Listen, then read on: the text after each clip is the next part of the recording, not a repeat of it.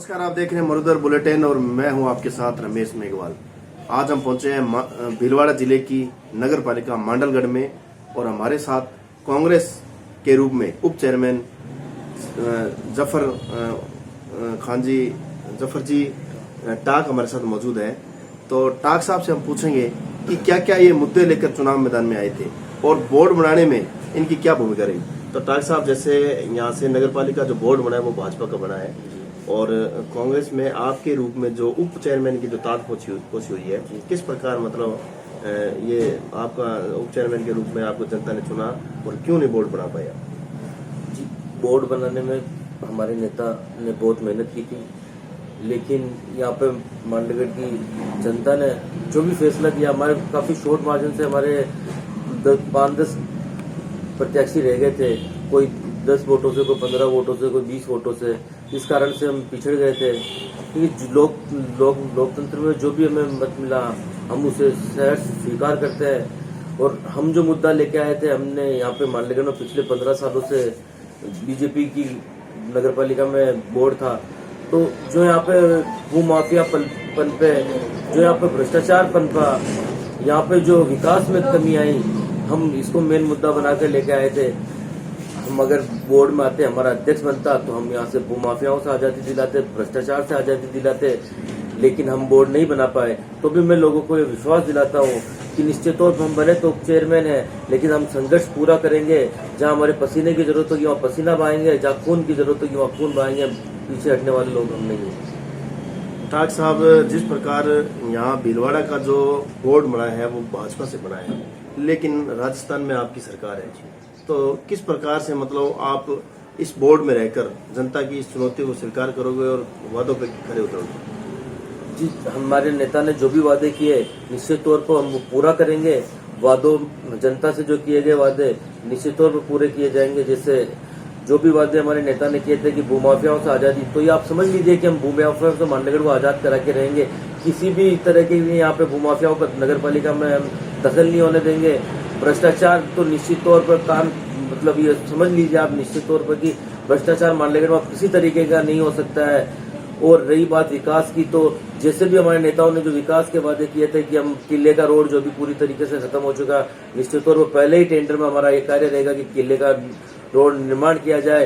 पुरातत्व विभाग से जो यहाँ पे जो पीछे जो बजट नहीं मिल पा रहा था, हम निश्चित तौर पर यहाँ पुरातत्व विभाग से किले को बजट दिलाने का कार्य करेंगे। और जो भी अन्यथा जो भी धार्मिक स्थल जैसे गुप्तेश्वर महादेव रोड की मांग यहाँ पे बराबर चल रही थी, निश्चित तौर पर उसे भी पूरा करने का हम कार्य करेंगे।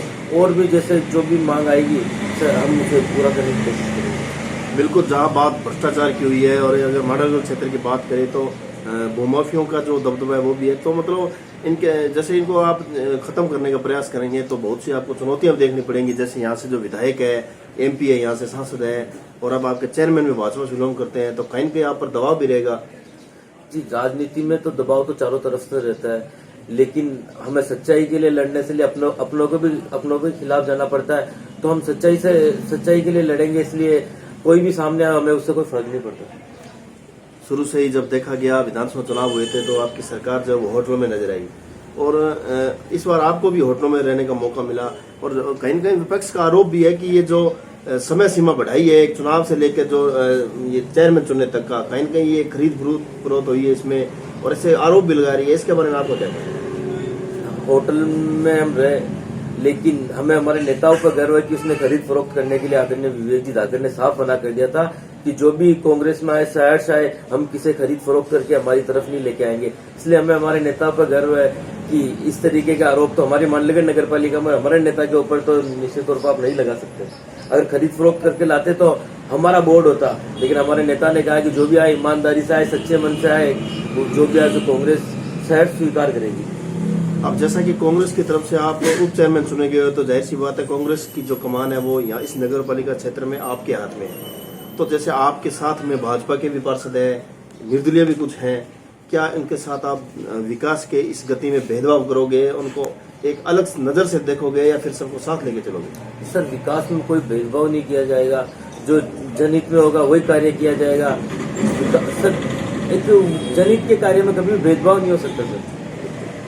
कहेंगे मतलब विकास कराना है तो सबको साथ लेकर चलोगे। निश्चित तौर पर सबको साथ लेके चलेंगे, बीसी पार्षदों को और हमारे बीसी प्रत्याशी को हम एक वो समन्वय बनाकर चलेंगे कि सब साथ में चले और जनहित के कार्य करें। अगर अब बात करें दिल्ली की, तो दिल्ली कुछ दिनों से, करीब मैं कहूँगा 3 महीनों से बिल्कुल दूर नजर नहीं आ रही है, क्योंकि दिल्ली की जो वहाँ की जो चीखें हैं, वहाँ के जो हालात है, वो इस समय हमारे सामने हमें नजर आ रही है किसान आंदोलन के रूप में। आज जो पूरे भारत के किसान हैं वो दिल्ली में बैठे हैं, सड़कों पर बैठे हैं इस सब, और ये तीनों कानून जो है उनको खत्म करने को लेकर। वहीं अगर मोदी जी को देखें तो वो कह रहे हैं कि संशोधन होना चाहिए। आपको क्या लगता है कहाँ तक ये कानून सही है? क्या इस कानूनों का अंत क्या नजर आ रहा है? सर, ये तीनों कानूनों को रद्द करना चाहिए, किसानों की मांग सुननी चाहिए। आज उन्हें लगभग 3 महीने से ज्यादा हो चुके हैं, तो किसान जो रोड सड़कों पर उतरे अपने हक की लड़ाई के लिए, उनमें से कई भी शहीद हो चुके हैं। सर्वप्रथम तो मैं सब शहीदों को नमन करता हूं, और मोदी जी को तीनों कानून रद्द करके किसानों के हक में फैसला लेना चाहिए।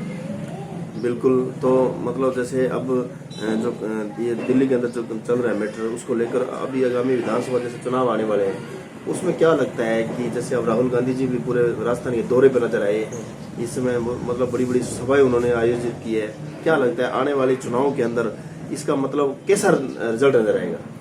सर, आने वाले चुनाव कांग्रेस के हित में रहेंगे निश्चित तौर पर। और अब सर लोग समझ चुके हैं मोदी जी के जो झूठे वादे थे, उनसे निश्चित तौर पर लोगों को समझ में आ चुका है कि मोदी जी सिर्फ वादे करते हैं, उन्हें जमीनी स्तर पर निभाते नहीं है। इसलिए जनता ये जान चुकी है। इसलिए निश्चित तौर पर राहुल गांधी जी के नेतृत्व में हम आने वाली सरकार बनाएंगे। एक युवा उप चेयरमैन के रूप में जनता ने आपको चुना है। आप हमारे चैनल के माध्यम से क्या संदेश देना चाहेंगे आपकी जनता को, और क्या अपील करेंगे, और खास करके युवा पीढ़ी को आप क्या कहना चाहेंगे? युवा पीढ़ी से मैं यही अपील करूंगा कि जो सच लोग हैं उन्हें राजनीति में आना चाहिए और जनहित में कार्य करना चाहिए। और जनता, गरीब जनता हमेशा युवाओं से अपेक्षा ज्यादा रखती है कि युवा आगे बढ़ने के लिए उनके हित में ज्यादा कार्य करते हैं। इसलिए युवा आगे आए, ईमानदारी से कार्य करें और 24 ही घंटे लोगों के जनहित में लगे रहें। यही मैं युवाओं से अपील करता हूं। तो ये थे हमारे साथ जफर जी टाक। जफर जी टाक ने बताया है कि जनता ने मुझे पार्षद से चुनकर जो उप चेयरमैन की जो सीट सौंपी है, ये सीट ने एक जिम्मेदारी सौंपी है, और इनका कहना है कि आने वाले 5 सालों में जनता की हर कसौटी पर वो खरा उतरेंगे, और जो भी वार्ड की समस्या होगी एक अंतिम छोर के उस व्यक्ति तक जाकर इसका ज्यादा से ज्यादा विकास कराया जाएगा। मंडलगढ़ की जनता के लिए वे हमेशा ही तत्पर रहेंगे, विकास में कहीं कोई कमी नजर नहीं आएगी। वह जो दिल्ली में जो सबसे बड़ा आंदोलन चल रहा है, उसके लिए इन्होंने मोदी जी से अपील की है कि इन काले कानूनों को वापस लिया जाए, ताकि किसान सड़कों से हटकर अपने घरों में जाए।